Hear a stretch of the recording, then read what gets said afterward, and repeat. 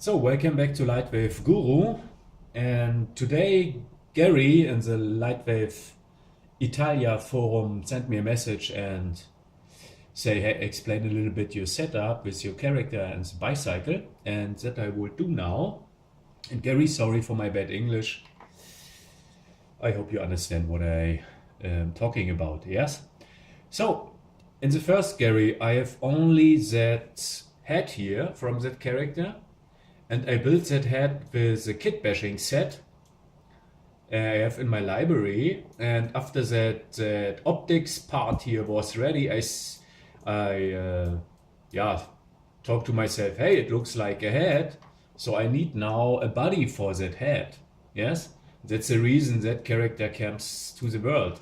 And it's really crazy. It was not my plan to build that character. It was my plan to build that optics what his was later his head, yeah. So, but I see, okay, it's look like a head.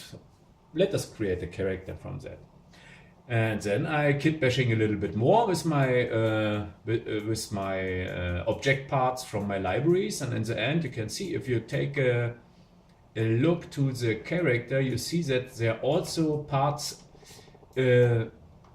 used from the Terminator T-800. Yeah, you see it here, for example, that hand here, or his foots, or his feet, or whatever it is here. That here, yeah, that is from an old Terminator 3D model.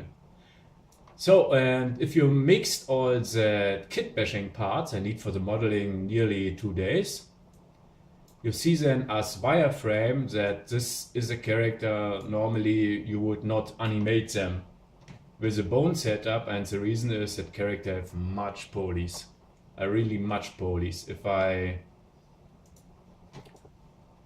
take all the polys and say select connect, then we see that the character have nearly 1 million polys, yeah, without subdivision surfaces. So what is it with the subdivision surfaces? Some of the parts from the characters model it in hard surface modeling, and some parts as subdivision surfaces. That mean if I later render that character, I have then the subdivision level 2 or 3, and in the end means that then you have a character with more than 2 million polys. Yeah, and that make also the rigging a little bit tricky, yeah, also not the rigging, but animating from that character. But I tell later more about it. I talk later more about that. Then, so, and then I have modeled it, the body from the character. Let us talk him, tell him character cameraman. I need the rig for that, and for that you see here that rig. And that rig is simple a Genoma rig. That means if you go in the modeler under setup here, you find here the presets from Genoma. And under that presets, I use a G2BIP human rig. That's that rig here. Yeah. They say okay, and then the modeler gives you that rig. Yeah. So the only what I do is the following. I delete it here. I have here my rig. That I take that rig and resize all bones and bring all bones in the right position for my character. Yeah? Okay? You can see it here. So that the character have now that human BPIP IKFK rig. So that's a mixed rig for forward kinematic and inverse kinematic. And after that, I do the last step and I paint the weights for the bones so that the character later is good rigged, yeah? That means, for example, I have here all my weight maps, and that's, for example, here the weight map for the head, or that's the weight map for the right leg here. And in the end, if I rigging then the character in the layouter, I can give for every part for the bones his own weights, and then it works directly. Yeah. So that's the part in modeler. Don't save. And let us go now in the layouter. So what I do here. The next idea was, after rigging the character and all weight maps works, that I have to do for a client a job to animate a character on a bicycle, and I think to myself, okay, the same setup I built for that client, I would now test with my character, yeah, to check out what's the best way to rig also a bicycle and rig a character on a bicycle, and make some tests, yeah, about that. So that means in the end that I have here the following setup. I open the scene editor to make a little bit click-clack, and I can show that. Then you see here that I have here my cyclist master mover, and under that cyclist master mover is my bicycle and all his parts, and also that, for example, that object, and that's it's in rotation, you know, you have seen it in the animation. And the trick is now to bring the pedals for the foods from the character with parenting to that part here, yes? And then if that part rotate, also your pedals rotate, but exactly in the negative value, yeah? With 360 degree. And also the wheels from the bicycle have this rotation, yeah, so that you synchronize that part. And that I do, for example, with the follower. So if we go on the wheel and go then under, wait, I must search for it, for the modifier. Hey, where is it? I cannot find it. Yeah, cool.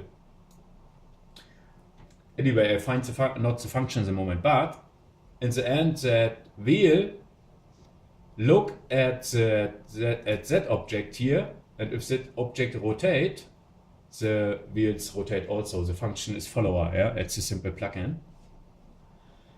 And so I rigged the bicycle, and in the end, if you take a look here to that part, you see that I have here two nulls, yeah, on the steering wheel, and the two nulls is parented on the steering wheel, and on that nulls is parented also the hand controllers from the IK, from the character. That means if I rotate now, I have here my rotation in heading, yeah. If I rotate it, for example here, -10, then you see that the arms follow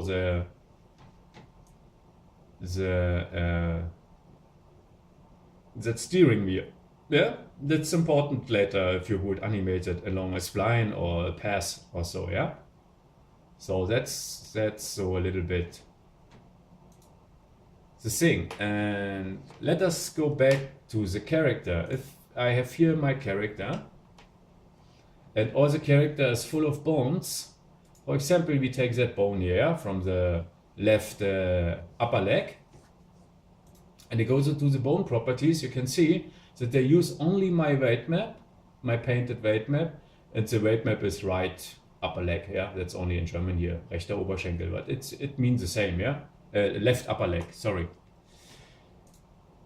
And in the end, if you make that for the complete bone system, so that bone system has 138 bones, I think, you have a tight character and you can do with the character whatever you want. So, and then if you have the character ready, rigged, you can bring him in position on that bicycle, and if all that ready, you can also the character parented on the bicycle, and that's what I do in the end. Yeah, so if you take a look here, So where is my character? You find them here. Yeah, it's parented direct on the bicycle on that part here. Yes. And if I use that, or for example the cycling master mover here, the character would following that master mover and in the same time following also the bicycle. Yeah. So, and as next step, if you would instance them, you can do the following. You create for that extra null object, and I call it in my case here null for instancer. Yeah, null object for instancing, and then you can with the instancer function here, for example with the instancer function radial array, instance them 8 times and have them 8 from them in your scene. And radial array means yeah, that's radial. And so you see I have now 8 clones, and now you can with LightWave native blend out in the scene editor the original, so you see only that 8. But that works not for the Octane render setup. That means for the Octane render setup you need a little trick. And that means that you then take the cyclist, that master mover, to here, for example, -3 meter. Wait, that was the wrong parameter, sorry. It's another parameter. Master rotator, that's there here. And if you take him to -3 meter, your original setup is here under the floor, and you cannot see anymore, but all the instances are in the correct position and can drive in a circle. Yeah. So, and at last, all that instances. Wait a second. I activate the instancer and change the view. Yeah. Need a second. That's a huge character setup to full GL.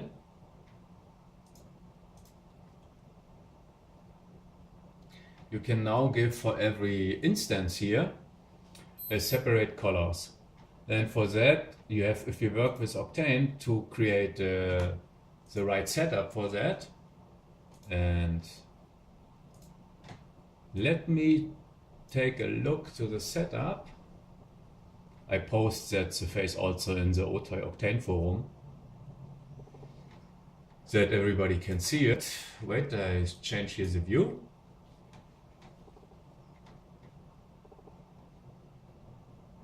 And start the renderer, and then I can search for the texture. Wait a second.